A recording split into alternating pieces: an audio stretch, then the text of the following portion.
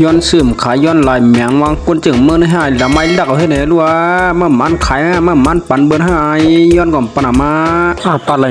ยากเก่าไอ้จ้อยดักได้สิละมาไอ้ก็ลากคือผมได้ปอละอันดักให้ไหนก็เขาเดินบอกขึงว่าน้อยเนาะอย่าอันโลเอาหมดเต็มเลยเนี่ยไว้ปั่นขึ้นเจ้าอันกะเอาหมดเต็มเลยในกำเบาหนาละกำเจ้าหูกำไหนแกมาปิกเดี๋ยวก็เกเจือกมันยาวไอ้จันก่อนเลยไอ้คัดก็อยู่ดังในจันเจือกออกมาไปแล้วว่าเฮ้แน่ตีไหนมันเป็นตีแล้วเนี่ยไม่หุ่มจ้าเนี่ยไม่หุ่มจ้ามันละนี่ก็อีเนาะไอ้เจ้าก็หลักใส่ในรูยาก็เรียนมาเปียบวันไหนก่อนก้าวันไหนตีไหนกับหุ่มไหมกับหุ่มจังหุ่มเป็นตีแล้วหัวมันฆ่าก็ลูกกว่านะรวยมันจันเขาย่ำซุ้มเขาย่ำเหืออะไรก็หลุมเมื่อได้โอกาสมาเนี่ยหัวซื้อน้ำเจี๊ยบมาเนี่ยโลเนี่ยหัวสาวอ่างเดียบหางเมื่อไอ้ดำด้วยมันตัวสีตัวหามันตัวดังหน้าดังหลังอีเตนเมื่อเนาะเลยไอ้กาลาก็เรียนลงมาช่วยจ้อยโลห้วยเรียบร้อยอันวางนี่ไอ้เขาคึงการมันเมื่อวะมาหาลูกก็เอาไว้ก็ไม่เนี่ยไอ้จ้อยก็ว่ามีอะไรเอาทงกบมาขุมไปเขาสานกรรมกูมันเหล่าในเมื่อมาก็ลูกก็เอาไว้เนาะโลมยำเนาะลูกก็เอาไว้ได้บงมือได้เลี้ยขาก็เลี้ยออกมาช่วยคัดก็ว่าโลเขาคึงกันเข้มเดียวว่าโลเข้มเดียบดีนะว่าวันนี้ไอ้ใจก็ลากเอาเงินในท้องนั้นออกมามันอ่านตัวเยอะก็ปนไอ้คัดมั่มหลัวห้องไรหน่าไม้มาเอาเงินไหนเมื่อยแล้ววันนี้คัดก็บอกให้พ่อเจอต่อยช่วยข้างก็เฮ้ไอ้ใจเขาได้เอาน้ำเจียมหวานขาออกมาว่าโลจีก็เลยผ่านมาหาได้วันไหนกล้าเมื่อสองผ่าก็สองผ่าลูกเนี้ยก็สองผ่าหาได้เมื่อลูกกินด้วยกันว่า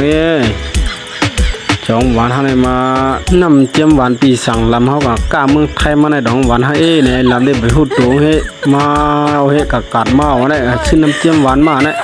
มาถึงเฮ้ยเนาะโลเฮ้ยพี่เจ้ามาวันไหนโหให้กันเลยนะสีผ่าได้ลูเกี่ยวได้มาพูดหลักเลยได้มันหรอนี่เกี่ยวปีเจอมือมันจะเผยนาลีเขียนได้มานี่ยากกินขันขึ้นว่าเดี๋ยวคึงการของนู้นมันเป็นเผยได้มาลาลีเฮ็ดเกี่ยมือเดี๋ยวเอาลวดกับมือไว้ในคืนในก่อนก็สุดที่หุ่นนำสุดเลยที่ว่ามีสุกไว้ในห้ามีหยาดมาก็มีกะเตรียมดีแค่มาป้าไว้นาเฮือนไอ้ปีสั่งลำก็เตรียมดิกมาป้าไว้นาเฮือนมันในว่าขับซื้อน้ำเจียมหวานกาขันสูงผมขายก็มันเงือว่าไหน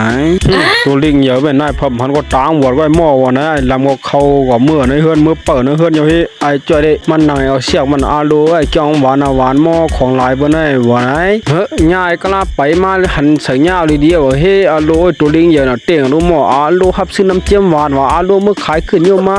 ปันกาขันดีเป็นได้ได้ว่าไหนเข้าขึ้นมาอย่างที่เฮียยานรถเจ้าได้มาลูเว้ย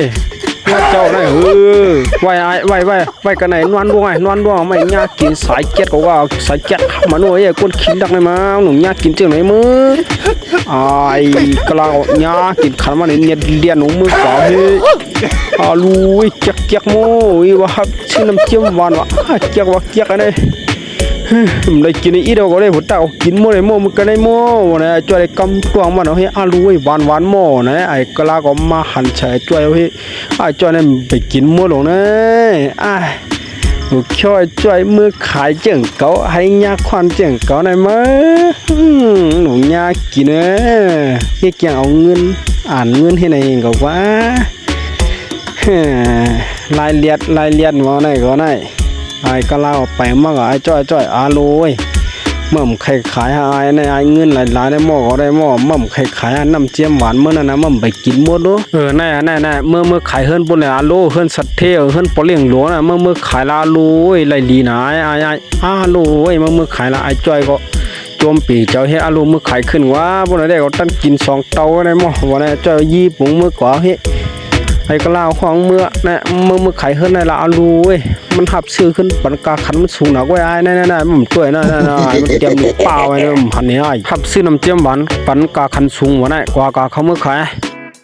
เตียงเขาเมื่อไปเขาเมื่อก็มันยากกินไล่หยอกเลี้ยงเนี่ยก็ล่าในร้านที่เขียนในช่องด้วยก่อนก้าววันไหนมาช่องด้วย ô nhà đốt ai đắm ấy biến trâu luôn đấyว่านะ